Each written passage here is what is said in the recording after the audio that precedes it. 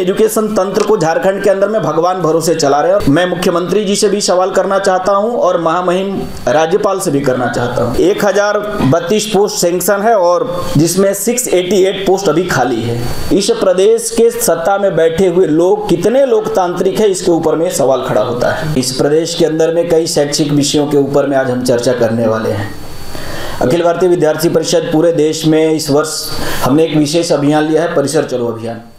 इस अभियान के तहत हम 2 चरण पे पूरे देश भर में जिस प्रकार से कैंपस से छात्रों की दूरी हो रही है और उसका कारण कहीं ना कहीं गुणवत्ता युक्त शिक्षा का अभाव और कैंपस जीवंत नहीं हो पा रहे हैं, इसके अभाव में स्टूडेंट कहीं ना कहीं कैंपस से दूर हो रहे हैं। इसलिए वर्ष भर पूरे देश भर में हम परिसर चलो अभियान के माध्यम से 2 चरण पे, एक तो छात्रों के साथ प्रत्यक्ष संवाद करने का प्रयास कर रहे हैं हम लोग, और दूसरी जो एजुकेशन के सभी स्टेक होल्डर हैं उनके साथ चर्चा करते हुए कि किस प्रकार से आज कैंपस के अंदर में स्टूडेंट को एक जीवंत और गुणवत्तापूर्ण वातावरण में एजुकेशन प्रोवाइड करने की दिशा में बढ़ना चाहिए।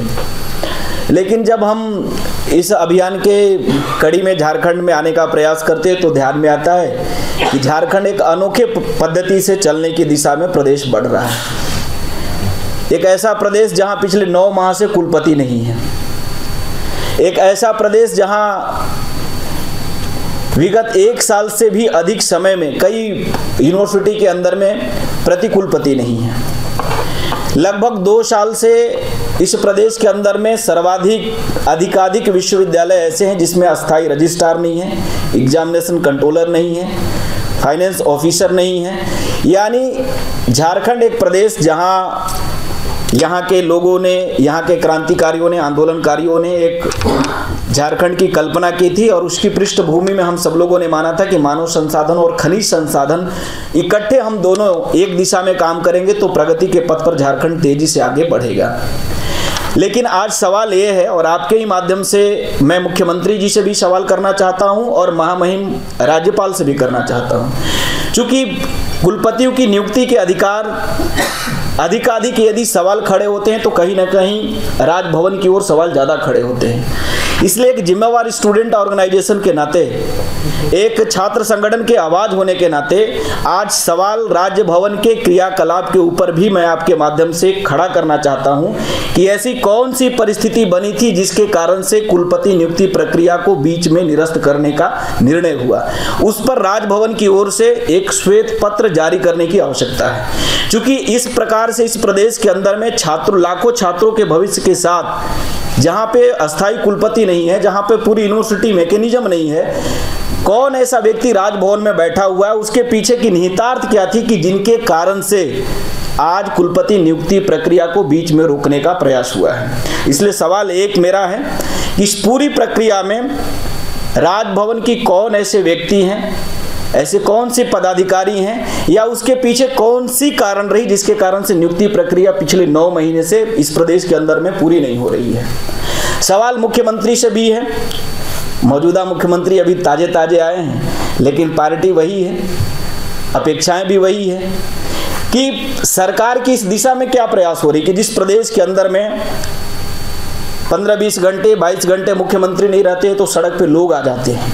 आना भी चाहिए, स्वाभाविक है, लोकतंत्र की तो यही खूबसूरती है।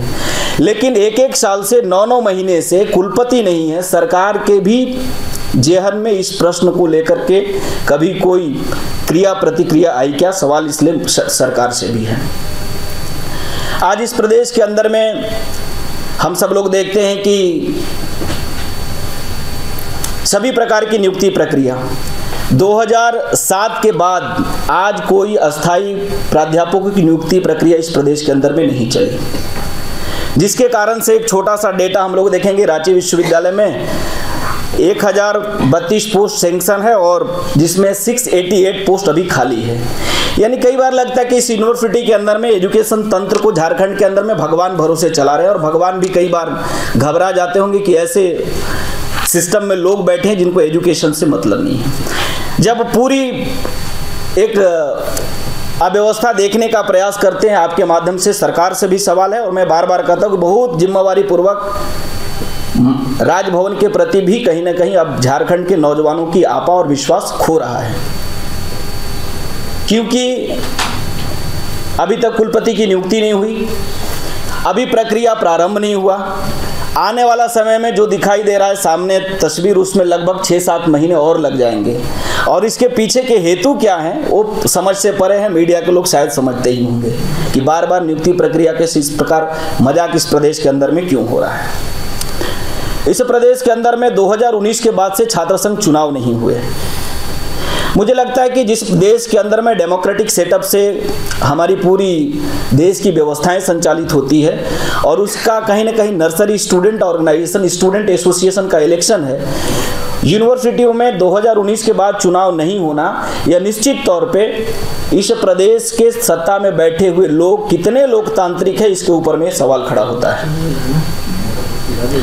तीसरी सवाल यह है कि हेमंत बाबू अभी मुख्यमंत्री नहीं रहे, उनके जगह पे नवनियुक्त मुख्यमंत्री जी आए हैं। जब से हेमंत सरकार, अब सरकार भी सीरियस नहीं है। मेरा आरोप इसलिए भी है कि मैं अपने आरोप को साबित भी कर सकता हूँ। हम सबको मालूम है कि यूनिवर्सिटी के अंदर में सीनेट और सिंडिकेट एक व्यवस्था होती है जिसके माध्यम से यूनिवर्सिटी के अंदर जो हलचल चल रही है, जो समस्याएं हैं, कठिनाई है, वो सरकार और गवर्नर हाउस के दोनों जो प्रतिनिधि यूनिवर्सिटी के अंदर में सीनेट सिंडिकेट में आते हैं, तो आए दिन डेली रूटीन वर्क में भी सरकार का कहीं ना कहीं एक बीज के रूप में सीनेट सिंडिकेट के लोग काम करते हैं। दुर्भाग्य से एक ऐसी सरकार पिछले 4 साल से इस प्रदेश के अंदर में है जिसने ये भी सुनिश्चित नहीं कर पाई कि हम सीनेट सिंडिकेट मेंबर यूनिवर्सिटी के अंदर में दे सकें। इसलिए सवाल मेरा इसलिए आरोप के साथ सिद्ध होता है कि सरकार भी इस प्रदेश के अंदर में उच्च शिक्षा के लिए सीरियस नहीं है। यदि सरकार सीरियस होती तो सीनेट सिंडिकेट जैसे महत्वपूर्ण निर्णय के स्थान पर सरकार अपना प्रतिनिधि को भेज सकती थी, लेकिन सरकार तो जिस चीज़ में व्यस्त है वो तो रोज़ आपके माध्यम से आ रहा है। कहीं कोई बालू में, कहीं कोई प्रदेश की खनिज बेचने में ज़्यादा सरकार को इंटरेस्ट है, तो परिणाम भी सामने दिखाई दे रहा है। आज प्रदेश के 90% महाविद्यालय ऐसे जिसमें अस्थायी कुलपति नहीं, अस्थायी प्रिंसिपल नहीं है। अब जहाँ पे जिस परिवार के अंदर में मुखिया ही नहीं होगा, उस परिवार की स्थिति हम लोग देख सकते हैं कि लवारिस हो सकती है। रांची यूनिवर्सिटी में 18 कंस्टिट्यूएंट यूनिट है और जिसमें मात्र 3 प्रिंसिपल अस्थायी रूप से काम कर रहे हैं। यानी ये एक पूरी पीड़ा है झारखंड प्रदेश के अंदर में, शिक्षा जगत के अंदर में, कि किस प्रकार के एक खुला चारागाह के रूप में झारखंड प्रदेश के इस स्टेट के एजुकेशन के साथ सरकारें और सभी तंत्र एक भद्दा मजाक करती हुई दिखाई दे रही है। और यूनिवर्सिटियों में हो क्या रहा है, तो एक यूनिवर्सिटी में झारखंड के अंदर में एक नई लूट की सिस्टम स्थापित हुई जिसको हम आउटसोर्स के माध्यम से आउटसोर्सिंग जानते हैं। आज पूरे प्रदेश के अंदर में जो भी यूनिवर्सिटी सिस्टम है वो कहीं ना कहीं आउटसोर्स के माध्यम से पैसा उगाही करने के लिए आज खुलेआम सड़क पर घूम रहे हैं। इसलिए एक नया हथकंडा भ्रष्टाचार का यूनिवर्सिटियों के अंदर में आउटसोर्स हम सब लोगों को दिखाई दे रहा है। और ये आउटसोर्स इस प्रदेश की शिक्षा व्यवस्था को पूरी तरह से निगल जाएगा यदि समय रहते एजुकेशन के सभी स्टेक होल्डर नहीं जागते हैं। तो ये भी एक अत्यंत गंभीर समस्या दिखाई दे रही है इस प्रदेश के अंदर में। वेटनरी कॉलेज में प्रोफेसर, एसोसिएट प्रोफेसर के पद खाली हैं जिसके कारण से स्टूडेंट पीएचडी नहीं कर पा रहे हैं। इस प्रदेश की प्रत्येक यूनिवर्सिटी के अंदर में लंबे समय से कोई प्रोफेसर नहीं है जिसके कारण से गुणवत्ता युक्त शोध प्रभावित हो रहा है। 22-25 ऐसे डिपार्टमेंट चल रहे हैं और जिसमें इक्के दुक्के प्रोफेसर बचे हुए हैं जिनके कारण से जो रिसर्च की क्वालिटी है आज इस प्रदेश के अंदर में दिन प्रतिदिन नीचे गिरता चला जा रहा है। और एक छोटा आंकड़ा मैं आपके सामने रखता हूं कि अस्थायी प्रोफेसर, अस्थायी प्राध्यापकों की कमी के कारण से न आज इस प्रदेश के अंदर में पर्याप्त संख्या में एसोसिएट प्रोफेसर हैं, प्रोफेसर नहीं है, जिसके कारण से 500 से ज़्यादा स्टूडेंट, नेट जीआरएफ के स्टूडेंट, उनको गाइड इस प्रदेश के अंदर में नहीं मिल पा रहे हैं। एक महत्वपूर्ण विषय और है कि इस प्रदेश के अंदर में लंबे समय से शिक्षकों का प्रमोशन भी पेंडिंग है, जिसके कारण से कुलपतियों की नियुक्ति जब होती है तो सर्वाधिक बड़ी संख्या में इस सिस्टम के बाहर के लोग आते हैं, क्योंकि हमारे पास प्रोफेसर नहीं है। इसका भी रोना रोना इस प्रदेश के अंदर में रहता है। इसलिए आज एबीवीपी के माध्यम से हमने यह तय किया है कि लाखों छात्रों के भविष्य के साथ खेलने का अधिकार यहाँ की सरकार की भी नहीं है और राज्य भवन को भी नहीं है। आज किस प्रकार की दुर्दशा बनी हुई कि 4 लाख से ज़्यादा स्टूडेंट को डिग्री पेंडिंग इसलिए है कि यहाँ पे दीक्षांत समारोह नहीं हुए हैं। ऐसी भयावह तस्वीर पूरे देश के अंदर में नहीं होगी जिस प्रकार की तस्वीर झारखंड के अंदर में है। इसलिए आज आपके माध्यम से माननीय मुख्यमंत्री और राजभवन के सामने एक सवाल के साथ में कि एबीवीपी छात्रों के हित पर चुप नहीं बैठेगी। विद्यार्थी परिषद इस प्रकार से छात्रों के भविष्य के साथ जो खिलवाड़ करने का प्रयास हो रहा है उसको हम स्वीकार नहीं कर सकते। इसलिए हम सरकार को भी और राजभवन को भी आपके माध्यम से आगाह करना चाहते हैं कि ये सिस्टम के अंदर में यदि सुधार करते हुए सरकार और राजभवन नहीं दिखाई देता है आगे, तो विद्यार्थी परिषद छात्रों के हित के लिए, यहाँ के एजुकेशन के इंस्टीट्यूशन के बेटरमेंट के लिए हम हर स्तर पर आंदोलन करने के लिए बाध्य होंगे। इसलिए कुलपति नियुक्ति की प्रक्रिया बीच में किन कारणों से रोका गया, इस पर स्टूडेंट व्हाइट पेपर चाहता है राजभवन से कि कारण को सार्वजनिक किया जाए। अब कारण क्या हो सकता है, समाज के अंदर में कई प्रकार की चर्चाएं होती है। इसलिए बाजार इस प्रदेश को बनाने के प्रयास जो कुछ लोगों के द्वारा हो रहा है, यह बाजार बंद करने का अविलंब निर्णय होना चाहिए और बाजार के जगह पर छात्रों का विश्वास बहाल करने की दिशा में यहाँ के इंस्टीट्यूशन को काम करना चाहिए।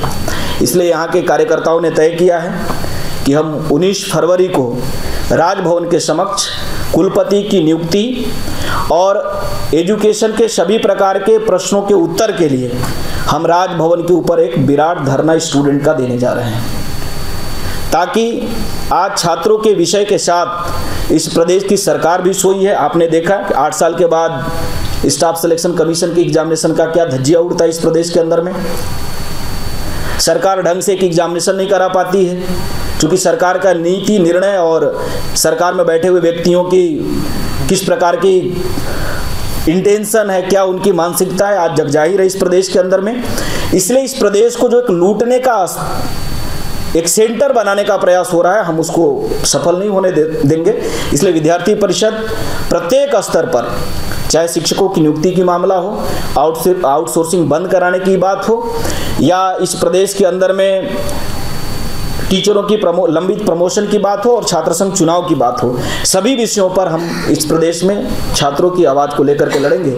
आज आपके सामने, आपके माध्यम से सरकार और राजभवन के सामने एक आगाह के साथ हमने अपने प्रश्न को रखा है। इस प्रश्नों का उत्तर मिलना चाहिए, क्योंकि आज छात्र समुदाय सशंकित है और यही परिस्थिति पर यदि समय रहते सभी प्रकार के प्रश्नों का उत्तर स्टूडेंट कम्युनिटी के सामने नहीं आएगा, तो स्टूडेंट जो पलायन होने के लिए विवश होते हैं उसके लिए कहीं न कहीं दोषी यहाँ की व्यवस्थाएं हैं। इसलिए इस प्रदेश में यदि विकास अस्थायित्व की दिशा में रखनी है तो इस प्रदेश की शिक्षा मेन स्ट्रीम पॉलिटिक्स का हिस्सा होना चाहिए। ऐसे विषय को लेकर के हम आज आपके सामने उपस्थित हैं। इन छात्रों ने पिछले 8 साल से तैयारी करके एग्जामिनेशन लिखा, उनके दिल पर क्या गुजर रहा होगा। एक तो इस प्रदेश में महंगाई भत्ता के नाम पे टॉफी के भी पैसे नहीं मिल रहे हैं। छात्रों के विषय के लिए कमेटी बनाना, जांच की प्रक्रिया चलना, हम गिरफ्तार करेंगे, आज भी पेपर के अंदर में छपी है कि SIT बनी है। अब एक व्यक्ति पेपर लीक कराता है, जमशेदपुर का सेंटर का मैं एग्जांपल देता हूँ। सेंटर के पुलिस के सामने एक व्यक्ति आकर के बोलता है कि आप 10,000 रुपये दो, आप क्वेश्चन लो। ऐसे लोगों को गिरफ्तार करने के लिए सरकार को कितने वक्त चाहिए, पुलिस को कितने वक्त चाहिए। इसलिए मुझे लगता है कि सवाल SIT का नहीं है। सवाल मैंने जितने प्रश्नों को उठाया, इन सभी प्रश्नों के पीछे यदि माल प्रैक्टिस की विषय को लेकर के एग्जामिनेशन कराना है तो इंटेंशन तो क्लियर देख रहा है कि माल प्रैक्टिस की दिशा में गवर्नमेंट बढ़ रही है और इतना दिन भी नहीं लगना चाहिए। पेपर लीक कब हुआ, आज कितना दिन हो गया। यदि इंटेंशन आपका क्लियर है कि हम एजुकेशन के बेटरमेंट के लिए, हम स्टूडेंट के साथ, हम जितने एस्पिरेंट हैं उनके साथ खड़े हैं, तो 24 घंटे के अंदर में जो जितने भी अभियुक्त इसमें अपराधी उनकी गिरफ्तारी हो सकती थी, लेकिन नहीं हो रही है, क्योंकि कहीं ना कहीं उसको बचाने का भी प्रयास हो रहा है। मेरा सवाल बिल्कुल ये नहीं है कि आप कौन पॉलिटिकल पार्टी क्या कर रही है, क्योंकि एजुकेशन के सवाल में सभी पॉलिटिकल पार्टी यहाँ पे नंगी है। किसी की भी सरकारें हो, सवाल यही रही है कि 2007 के बाद यदि नियुक्ति नहीं हुई तो सभी सरकार इसके कटघरे के अंदर में है। इसलिए मेरा सवाल यह है कि 24 घंटे के अंदर में गिरफ्तारी होनी चाहिए थी। गिरफ्तारी नहीं हुई है तो मौजूदा सरकार के लोग ही पेपर लीक करा रहे हैं। मेरा तो यह आरोप है, पेपर लीक कराने वाली जो सिंडिकेट है वो सरकार के संरक्षण में काम कर रही है।